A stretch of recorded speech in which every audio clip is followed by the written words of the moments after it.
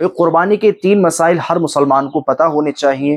بعض لوگوں کو ان 3 مسائل کے بارے میں نہیں پتہ ہوتا ہے، وہ بجائے ثواب کے گناہ کما رہے ہوتے ہیں، ان کی قربانی مانی ہی نہیں جاتی ہے۔ تو بھائی ہر مسلمان کو ان 3 مسائل کے بارے میں جاننا ضروری ہے۔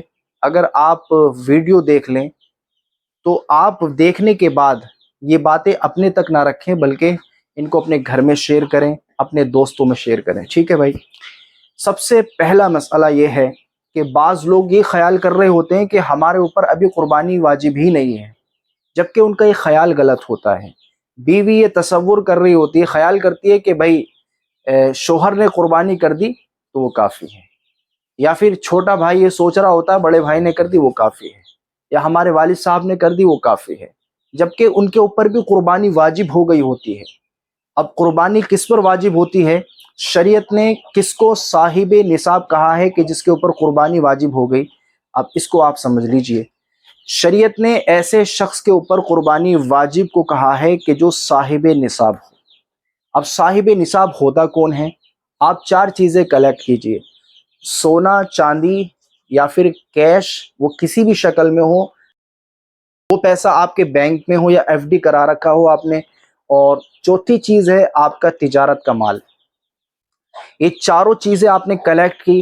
اب آپ کو دیکھنا ہے میرے اوپر قرض کتنا ہے، قرض کو آپ ان چاروں چیزوں میں سے مائنس کر لیں، ٹھیک ہے؟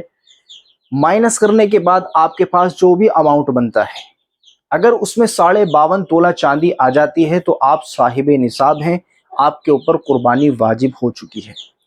اگر آپ اس کے باوجود قربانی نہیں کرتے ہیں تو آپ گنہگار ہوں گے۔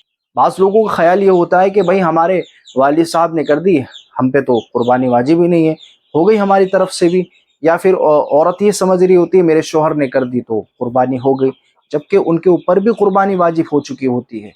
تو ایسے شخص کے اوپر بھی قربانی واجب ہے کہ جو صاحب نصاب ہوتا ہے، ٹھیک ہے؟ دوسرا مسئلہ اس میں یہ ہے، بعض لوگوں کا یہ خیال ہوتا ہے کہ بھائی ہم نے پچھلے سال جو ہے اپنے ابا کے نام سے کی تھی، اس سال ہم اپنی اماں کے نام سے کریں گے، اور اس سے اگلے سال ہم اپنے نام سے کر لیں گے۔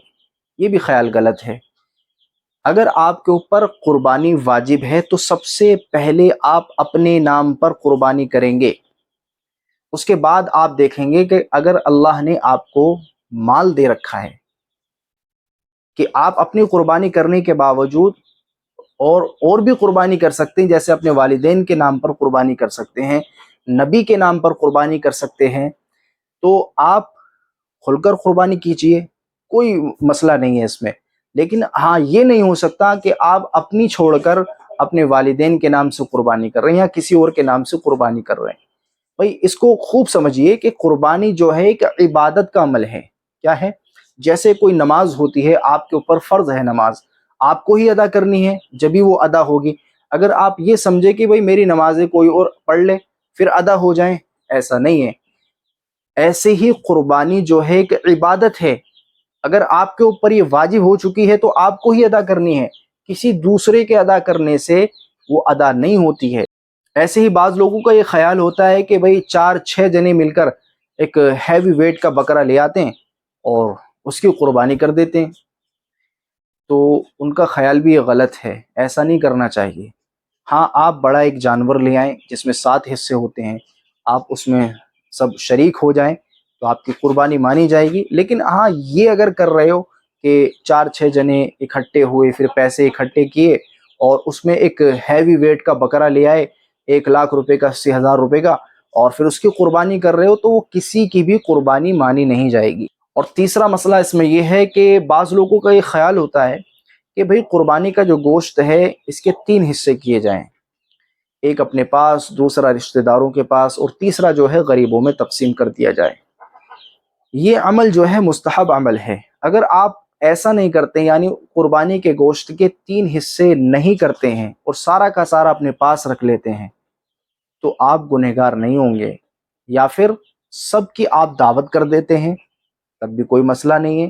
آپ سارا کا سارا اپنے پاس رکھ لو، اس کو سارا کا سارا ہی خود کھا لو، تب بھی گنہگار نہیں ہو۔ چاہے تو آپ کسی کی دعوت کر دو سارے گوشت کی، کوئی مسئلہ نہیں ہے۔ تو اگر آپ لیکن اس گوشت کے 3 حصے کر دیتے ہیں تو یہ عمل کیا ہے؟ مستحب ہے۔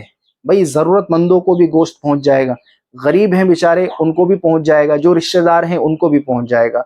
اور لیکن آج ہمارے یہاں کیا چل رہا ہوتا ہے کہ بھئی ہم ایسے رشتہ دار کسی رشتہ دار کے یہاں سے ہمارے یہاں گوشت آیا اور ہم نے بھی ریٹرن میں وہاں اپنے یہاں سے گوشت بھیج دیا، تو بھئی یہ کیا ہے؟ کیا لوجک سمجھ میں آ رہا ہے؟ تو یہ چیز نہ کرو، ایسا نہیں کرنا ہے، بلکہ ایسے رشتہ داروں کو تلاش کرنا ہے کہ جن کے یہاں پر قربانی نہ ہوئی ہو۔ ہم ایسے رشتہ داروں کے یہاں قربانی کا گوشت نہ بھیجیں کہ جہاں پہ آلریڈی قربانی ہوئی ہو، تو ایسی جگہ نہ بھیجیں، بلکہ ایسے رشتہ داروں کو تلاش کرو کہ جہاں پہ قربانی نہیں ہوئی ہو، ایسے رشتہ داروں کو بھیج دو۔ اور تیسرا حصہ جو ہے غریبوں میں تقسیم کر دو، یہ عمل مستحب ہے۔